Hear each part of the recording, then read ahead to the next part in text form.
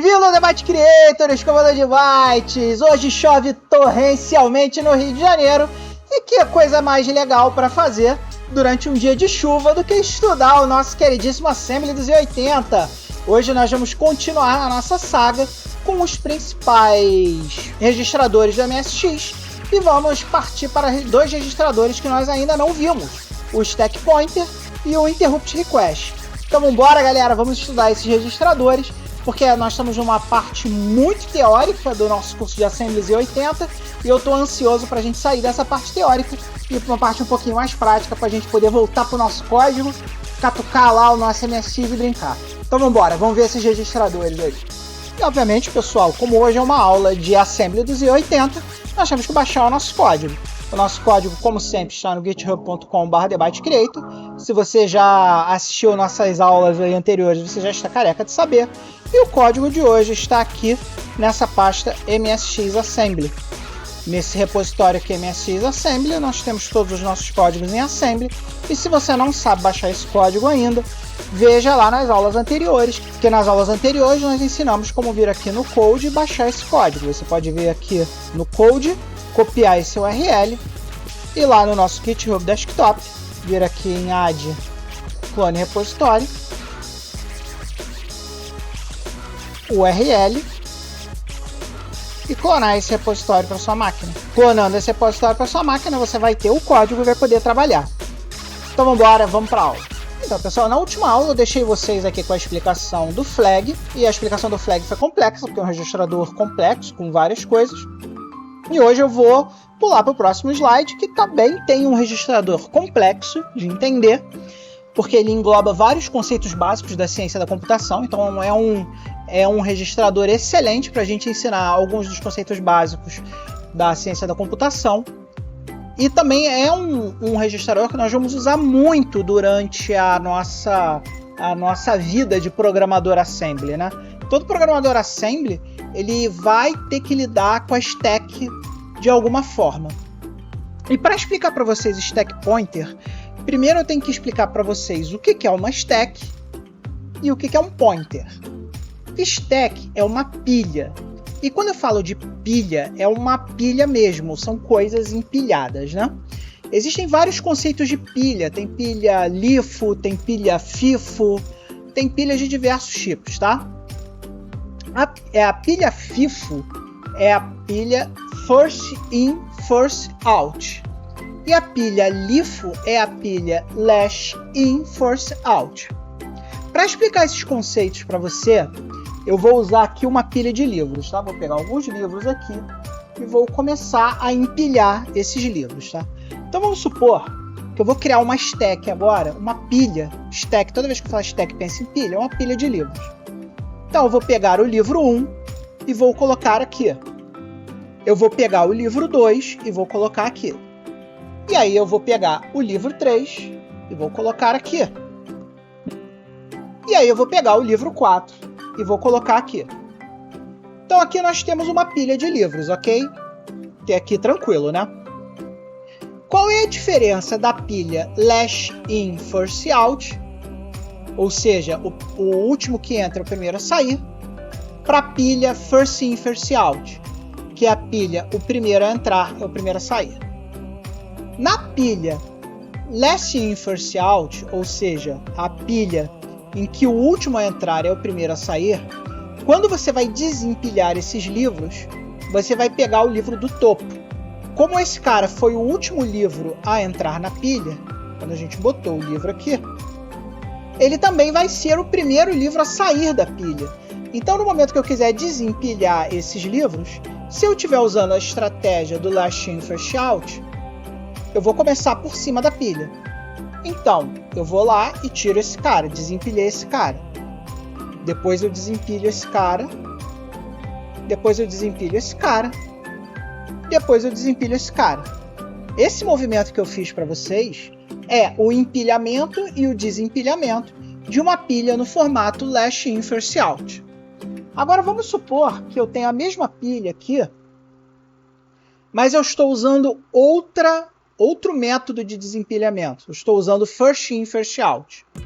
Na pilha first in, first out, ou seja, o primeiro que entra é o primeiro que sai, a gente desempilha essa pilha pelo livro de baixo, que foi o primeiro livro a entrar. Então, quando eu for desempilhar isso aqui, o primeiro livro a sair da pilha é esse livro aqui, porque ele foi o primeiro a entrar.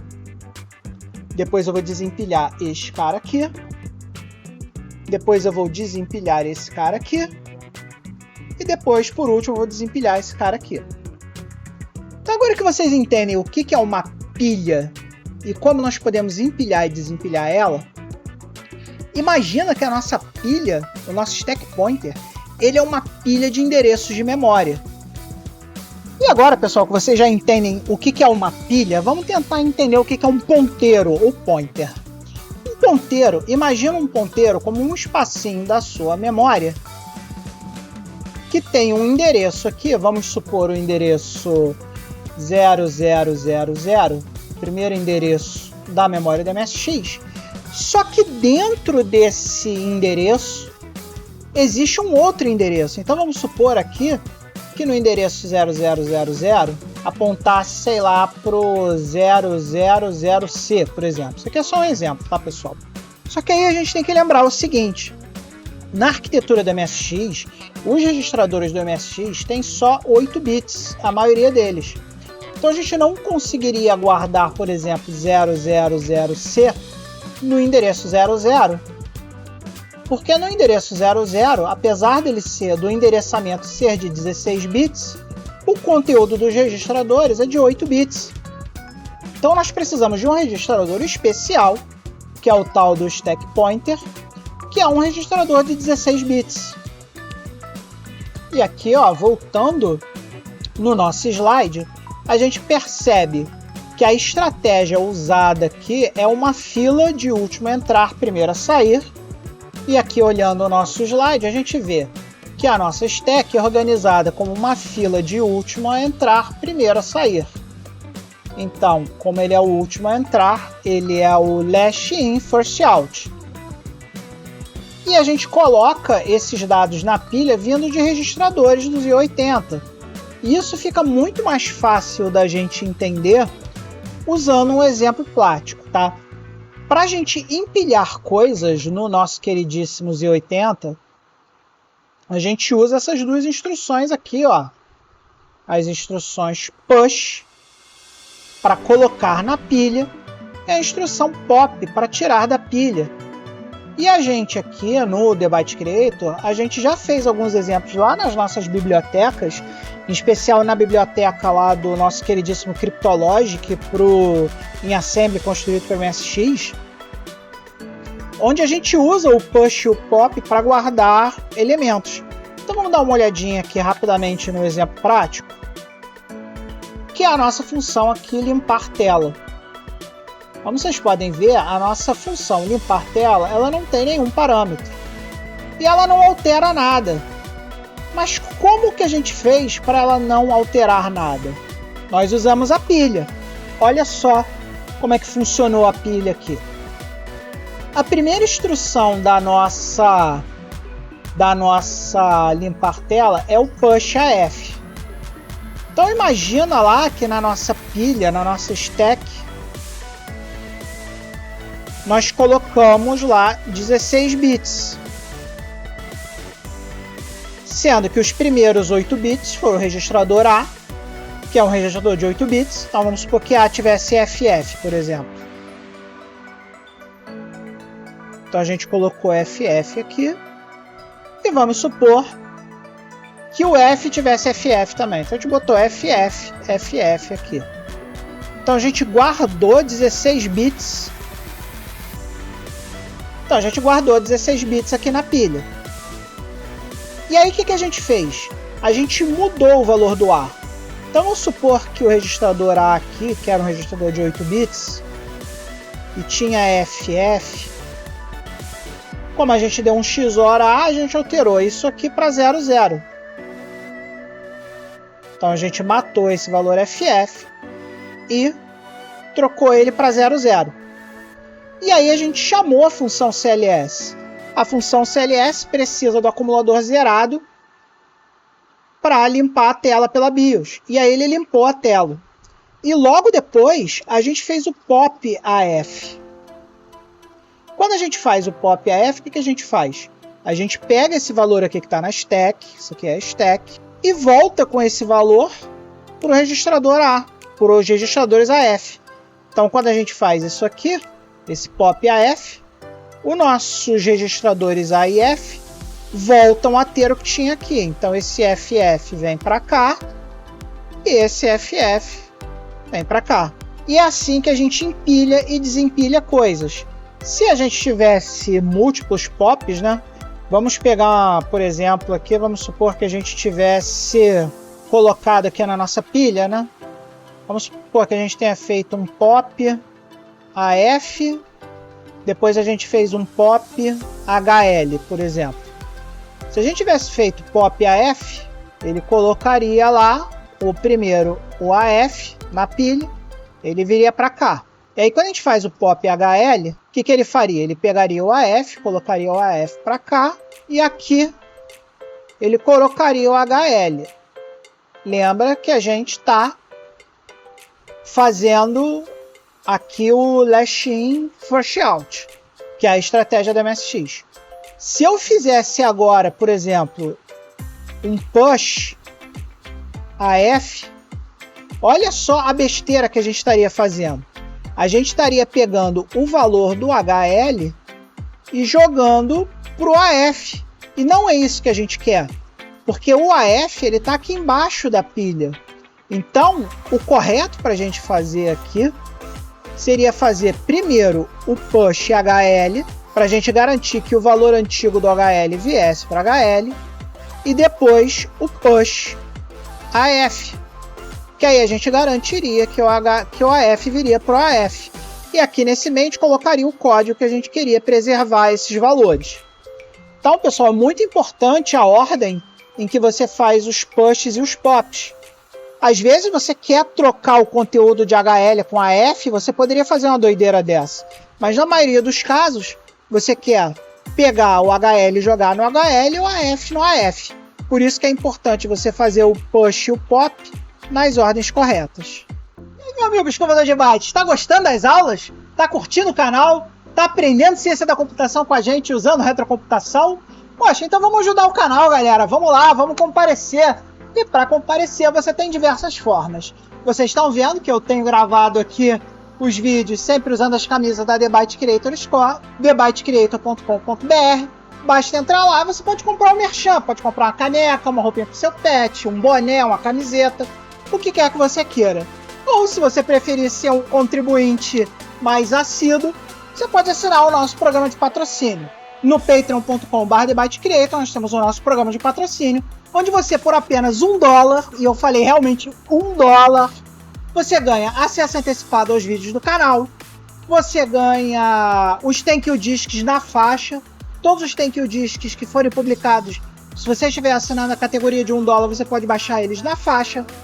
Você ganha um acesso ao FTP exclusivo do The Byte Creator, onde você pode baixar arquivos, baixar nossos programas, nossas coisas, e obviamente você entra em contato comigo e com toda a comunidade lá do The Byte Creator para bater papo, trocar ideias, propor temas de vídeo. Os meus patrocinadores podem propor temas de vídeo para cá e obviamente conversar comigo e com todo mundo para a gente ter uma comunidade que não seja só minha, mas que seja de todos nós. Então, entra lá, assina o programa de patrocínio, entra no thebytecreator.com e compra uma camisa, porque o verdadeiro escovador de bytes veste a camisa. Agora eu vou voltar para a aula, que a propaganda já demorou. E agora, pessoal, vamos falar sobre esse outro registrador aqui, o registrador do Interrupt Page, que é o famoso registrador de interrupções. Esse cara, para que serve esse cara? Todo dispositivo do MSX, quando quer conversar com o MSX, ele manda uma interrupção. E quando eu falo interrupção, é justamente interromper o processador para que aquele dispositivo possa acessar uma memória e fazer alguma coisa dentro da memória do MSX. Então, por exemplo, um exemplo muito clássico que a gente já fez aqui no canal foi aquele exemplinho lá quando a gente falou de arquitetura MSX, da PPI, a gente falou do teclado e a gente mostrou lá a interrupção do teclado. a gente mostrou que toda vez que a gente apertava uma tecla no MSX, era gerada uma interrupção, e essa interrupção fazia com que o MSX parasse e fosse acessar lá a tabela da memória, onde ficam os caracteres do teclado, e pudesse escrever aquilo na memória da VRAM. E quem faz isso tudo pra gente é esse cara aqui. É o registrador I, que é o registrador de interrupções. Então, quando algum dispositivo nosso faz uma chamada, o que o registrador I guarda? O registrador I guarda os 8 bits de maior ordem do endereço que vai ser utilizado na chamada, enquanto o dispositivo que chamou, ele guarda os 8 bits de menor ordem do endereço. Então, o dispositivo ele vai ter lá um valor que vai de 0 a 255, um valor que vai de 0 até 255, e o registrador I também vai guardar um valor que vai de 0 até 255. E aí, combinado esses dois valores, o valor do dispositivo, para a gente saber qual é o dispositivo, e o valor da interrupção, o MSX vai combinar esses dois valores e vai saber em qual parte da memória que aquele nosso queridíssimo periférico ou dispositivo, ou seja lá, qualquer coisa que esteja tentando localizar dinamicamente um lugar na memória para poder fazer a sua subrotina, ele vai combinar esses dois valores e vai dizer, ó, é ali que aquele cara tem o espaço de memória para ele trabalhar. Para que vocês possam ver um pouquinho dessa interrupção em ação, eu vou linkar aqui na descrição do vídeo o vídeo lá do Arquitetura MSX da PPI, onde a gente mostra aquele programinha lá da interrupção, clicando no teclado e gerando a interrupção. E é importante vocês entenderem que o registrador I de interrupções é o registrador que vai meio que cuidar disso. Não é muito comum os programadores assembly mexerem no registrador I. O registrador I é um registrador muito mais utilizado internamente pelo processador Z80 do que pelos programadores. Mas se um dia você quiser bolar alguma loucura, que precisa controlar as interrupções, interrupção de teclado, interrupção sei lá de quê, de gravador cassete, seja lá o que for, é importante você conhecer a existência desse registrador I e para que ele serve. Essa foi a aula de hoje, meu amado escovador de bytes. E agora, como nós temos a novidade dos projetos, vou deixar aqui um projetinho que eu quero que você, escovador de bytes, tente fazer em casa usando o código de hoje. Eu quero que você pegue um código assembly que jogue nos registradores HL e nos registradores BC valores, coloque esses valores na pilha e logo depois desempilhe na mesma ordem que você empilhou esses valores. Eu quero que você faça esse projeto e observe usando o OpenMSX Debugger todo o processo. Então eu vou querer que você, depois de construir esse código, que você vá lá, linha a linha, usando o debug, o OpenMSX Debugger, e veja todo o processo de empilhar e olhando especialmente lá o nosso queridíssimo registrador SP, o Stack Pointer. Isso vai ser um conhecimento muito importante para vocês e seria muito legal vocês tentarem fazer isso em casa. Então, pessoal, agradecer a todos vocês que estão acompanhando o canal, agradecer a todos vocês que estão dando seu like, estão se inscrevendo, estão mandando os vídeos para os seus amigos, estão compartilhando os vídeos, e um agradecimento mega especial a todos os amigos que fazem parte do programa de patrocínio e que estão comprando merchandise lá na nossa loja. Então vou botar aqui, ó, a lista dos nossos queridíssimos escovadores de bytes, que são os verdadeiros escovadores de bytes, que estão efetivamente vestindo a camisa e que estão contribuindo de alguma forma para o canal. Muito obrigado a todos vocês, um grande beijo e nunca se esqueça, acima de tudo, seja feliz.